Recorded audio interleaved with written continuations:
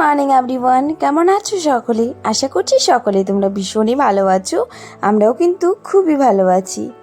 এখন ঘড়িতে প্রায় বাজে সকাল 5:30। এখন থেকেই তোমাদের সবাইকে সাথে নিয়ে আজকে ব্লগটা স্টার্ট করলাম। আশা করছি তোমাদের আজকের এই ব্লগটা দেখতে খুব ভালো লাগবে। আর সকাল সকালই ঘুম থেকে উঠে পড়েছি। উঠে তারপর বাসি কাজবাজ সেরে দেখো আমি এই যে কাজে লেগে পড়েছি। তো এই যে দেখো এখানে আমি না রান্নাঘরের দরজাটা আজকে মুছে নিলাম। কালকে তো আমার রুমের দরজাটা মুছেছিলাম, কিন্তু এই রুমটা বাকি ছিল, মানে এই রুমের দরজাটা বাকি ছিল। তো ভাবলাম যে না আজকে মুছে দিই। তো সকাল সকালে আর কি করে নিচ্ছি, কারণ আজকে আমার মামাকে স্কুলেও নিয়ে যাব। আর স্কুল থেকে আসার পর অনেক তাড়াহুড়ো থাকে, রান্নাবান্না থাকে। তো ভাবলাম যে না সকাল সকালই করে দিই। তো এখানে দেখো আমি কিন্তু এই যে রান্নাঘরের দরজাটা মুছে তারপর জানালাটাও মুছে দিয়েছি। আমাদের ঘরের মানে রান্নাঘরের জানালাটা না এত পরিমাণে তেল তেল হয়ে থাকে কি বলবো।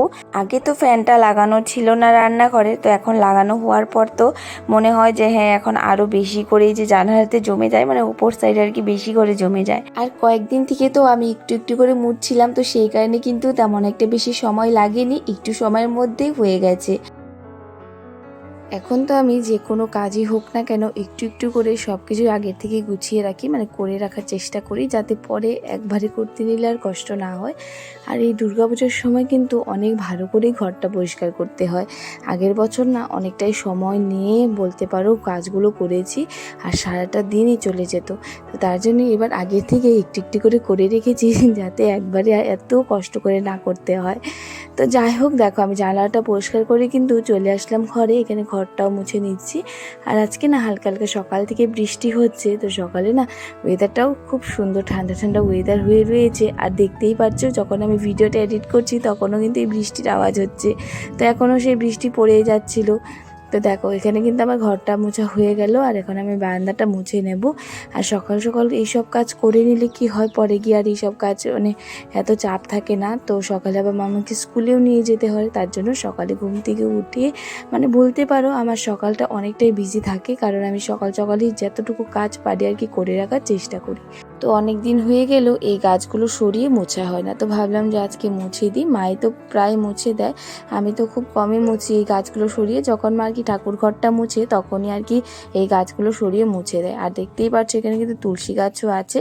তো তুলসী গাছটা মা খুব যত্ন করে লাগিয়েছে। আর ফুল গাছটা যে ফুল গাছ না, এটা এমনি একটা প্ল্যান্ট, নাম আমি ঠিক জানি না, তো সেটাও কিন্তু মাই লাগিয়েছে।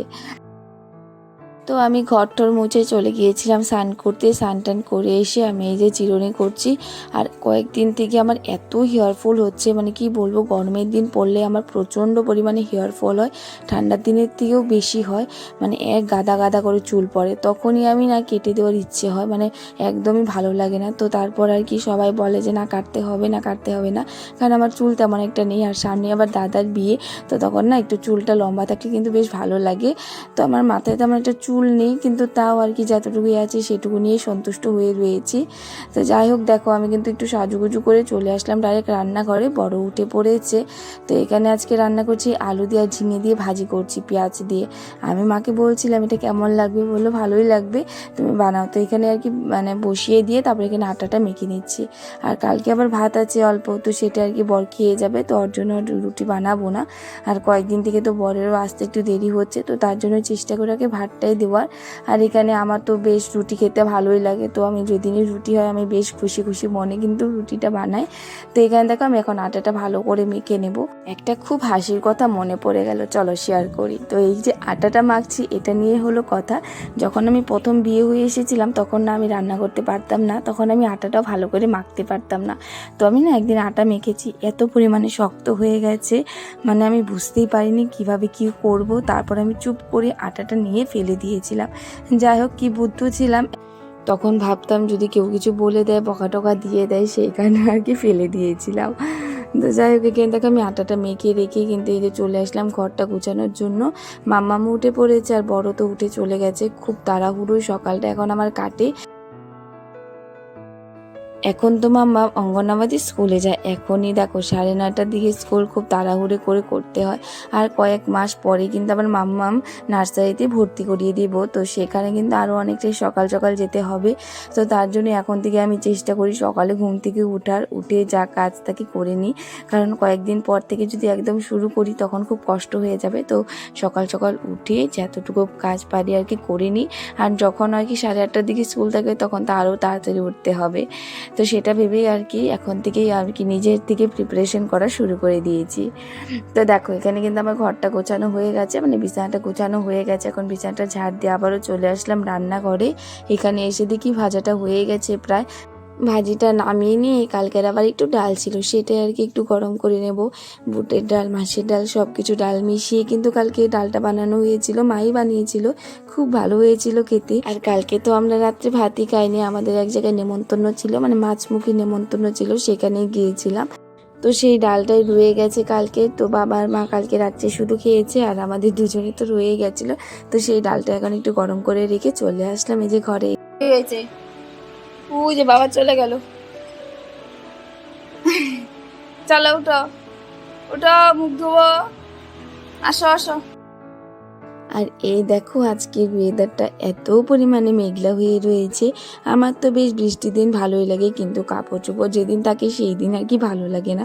অনেক কয়েকটা কাপড় আজকে সকালেও ধুয়ে দিয়েছি, কালকে গিয়েছিলাম সেখানে আবার ভাত পড়ে গেছিলো, মামার ড্রেস, আমার নিজের শাড়ি সব আর কি ধুয়ে দিয়েছি। তো সকাল থেকে ভাবছিলাম একটু পর পর বৃষ্টি হচ্ছে, মানে বারবার করে নামিয়ে দিচ্ছি কাপড়গুলো, আবার সেই বৃষ্টি হচ্ছে।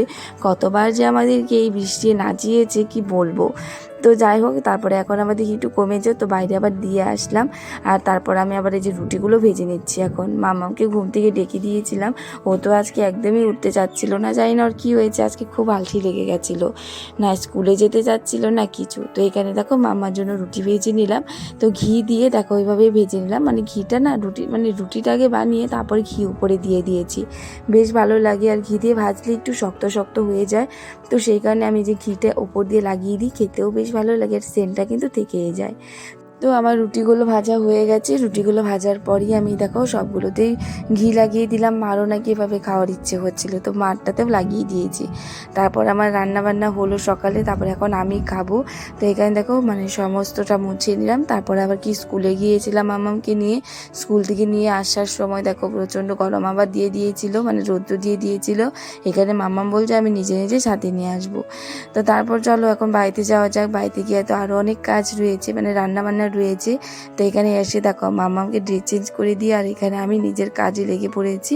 তো এখানে আমি বসে মশলা করছিলাম, তো আদি এসেছিলাম, মামাম তো আদির সাথেই খেলা করছিল। মানে এখানে মা সবজি টবজি কেটে রেখে দেয় বলে আমারও একটু বেশি সুবিধা হয়ে যায়, কারণ অনেকটা কাজ আর কি এগিয়ে থাকে।